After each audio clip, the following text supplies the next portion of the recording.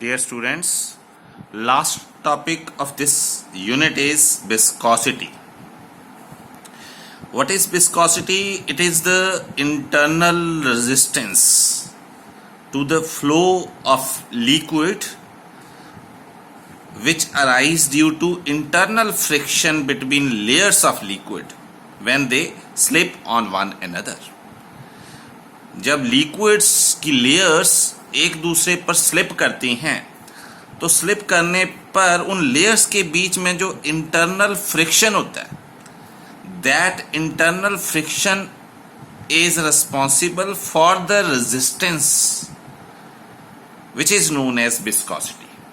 Viscosity is the internal resistance to the flow in liquid due to internal friction between layers of liquid. अब जो liquid की layers हैं वो एक दूसरे पर स्लिप कैसे करती हैं? वो स्लिप करती हैं जब मैं किसी भी लिक्विड को किसी भी सरफेस पर फ्लो करवाता हूं तो पहले तो जो बॉटम नीचे वाली लेयर है वो सरफेस के साथ टच करेगी. अब जो उसके ऊपर वाली लेयर है ये है सबसे बॉटम वाली लेयर, नीचे वाली. ठीक है, फिर ये फर्स्ट लेयर होगी, ये है सेकेंड लेयर, और थर्ड लेयर फिर और ज्यादा आगे स्लिप कर जाएगी.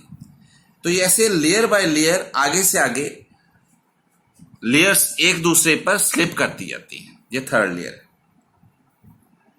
अगर मैं इस लेयर की वेलोसिटी को v मान लूं तो जो पीछे लेयर रह गई है उसकी velocity slightly less than the second layer होगी, माइनस dv. वेलोसिटी थोड़ी सी कम है as compare to second layer. And third layer की वेलोसिटी थोड़ी सी बढ़ गई है, प्लस dv. इस टाइप के फ्लो को, जो फ्लो एक लेयर के ऊपर दूसरी लेयर ने स्लिप किया, दूसरी के ऊपर तीसरी लेयर ने स्लिप किया, ये जो फ्लो हो रहा है इस टाइप के फ्लो को हम बोलते हैं laminar flow. This type of flow is known as laminar flow. तो जब लेयर्स एक दूसरे पर स्लिप करती हैं तो लेयर्स के बीच में जो इंटरनल रेजिस्टेंस होता है, इंटरनल फ्रिक्शन होता है, due to which they can't slip on one another easily, that internal force of friction is known as viscosity. So viscosity is the internal resistance to the flow in liquid due to internal friction between layers of liquid when they slip on one another. जब layers एक दूसरे पर slip करती हैं. अब जो flow of liquid है that can be understood by the laminar flow, जो मैंने आपको बताया लैमिनर फ्लो, जो स्लिप करती हैं लेयर एक दूसरे के ऊपर. यहां पर थोड़ा सा गलत है, जो लेयर बॉटम वाली है उसके ऊपर सेकेंड लेयर थोड़ी सी आगे होनी चाहिए, थर्ड लेयर और थोड़ी सी आगे होनी चाहिए. अब ये जो इंटरनल फोर्स ऑफ फ्रिक्शन है वो किसके ऊपर डिपेंड करती है, मीन विस्कोसिटी किसके ऊपर डिपेंड करती है? जो इंटरनल फोर्स ऑफ फ्रिक्शन है that is directly proportional to area of contact of the layers. जो लेयर्स एक दूसरे के साथ टच कर रही हैं तो कितना एरिया ऑफ कॉन्टेक्ट है, and also directly proportional to the velocity gradient. This is known as dv over dx, velocity gradient. It mean combined कर दें तो force of friction which is viscosity is directly proportional to area and velocity gradient. और अगर हम proportional हटा देते हैं तो यहां एक कॉफिशिएंट आता है, that coefficient is known as viscosity coefficient. ये जो कॉफिशिएंट आया इसको हम ईटा बोलते हैं, ईटा, ETA, ईटा. तो ये एन लंबी पूंछ वाला ईटा, ये जो ईटा है this is known as viscosity coefficient. Viscosity coefficient. अब ये जो विस्कोसिटी कोफिशिएंट है, इसको हम अगर डिफाइन करना चाहें तो कैसे करेंगे? अगर एरिया ऑफ कांटेक्ट और वेलोसिटी ग्रेडियंट ये दोनों 1 यूनिट हो जाए, if area of contact and velocity coefficient is 1 unit, then viscosity coefficient eta is the force of friction between the layers of liquid. So viscosity coefficient is the force of friction. Viscosity coefficient is the force of friction required to maintain unit area and unit velocity coefficient between the layers of liquid. जो layers of liquid हैं उनके बीच में 1 unit area हो जाए और 1 unit velocity coefficient हो जाए, तब जो उसके बीच में internal force of friction develop होगी, that internal force of friction is known as viscosity coefficient. Okay, so this is all about related to the viscosity and viscosity coefficient. Next is the unit of viscosity. Unit of viscosity mean unit of eta, viscosity coefficient. Now it is very simple. हमें पता है force of friction is the area is directly proportional to the area and velocity coefficient, velocity gradient. तो eta क्या आ जाएगा?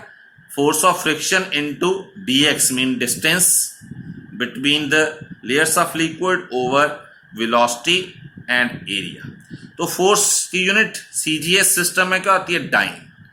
Distance की centimetre, area की centimetre square और velocity की सेंटीमीटर पर सेकेंड. तो इसको अगर हम देखें तो यूनिट आ जाती है dyne per centimetre square per second, sorry dyne per centimetre square second. ये जो dyne per centimetre square second viscosity coefficient आया, इसको हम पॉइस बोलते हैं. This is known as poise after the name of scientist Jean Louis Poiseuille. Jean Louis Poiseuille discussed a lot related to viscosity. तो उसके नाम पर हम यूनिट ऑफ विस्कोसिटी जो है, विस्कोसिटी कोफिशिएंट जो है, उसको हम बोलते हैं poise. Okay, so this is the unit of viscosity और you can say viscosity coefficient.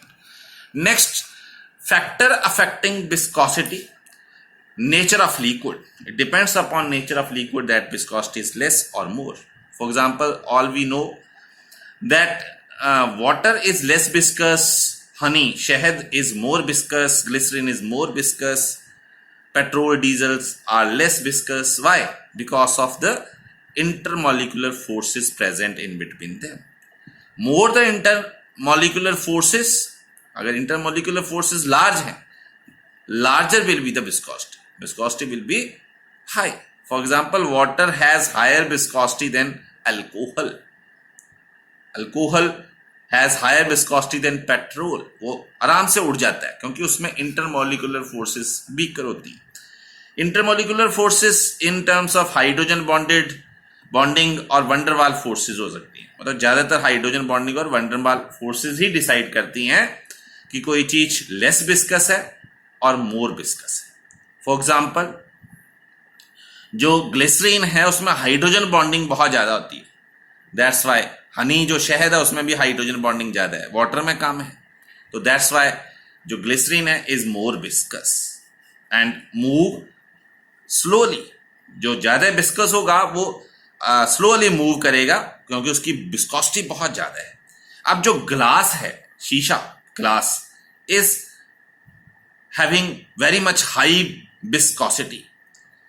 ठीक है, ग्लास की विस्कोसिटी बहुत ज्यादा होती है. Glass is extremely viscous liquid and it is so viscous that many of its property resemble solid. हमें लगता है कि शीशा जो है, जो ग्लास जो है वो सॉलिड है, but it is liquid which is highly viscous. और इसकी प्रॉपर्टी ऐसा लगता है कि सॉलिड की तरह है, बट इसको हम इजिली एग्जामिन कर सकते हैं कि ग्लास जब हम हीट करते हैं तो ये मेल्ट करता है like liquid. It possess the properties like liquid because it is highly viscous. Now next factor is temperature. If we increase the temperature, viscosity will decrease. जैसे हम घी को गर्म करते हैं तो पहले गाढ़ा होता है फिर पतला हो जाता है, उसकी विस्कोसिटी कम हो जाती है. More the temperature lesser the viscosity. ठीक है, जैसे जैसे हम टेम्परेचर को इंक्रीज करेंगे विस्कोसिटी कम होती जाएगी. So this is related to the last topic, viscosity. Monday we will take the test of this chapter. Thank you.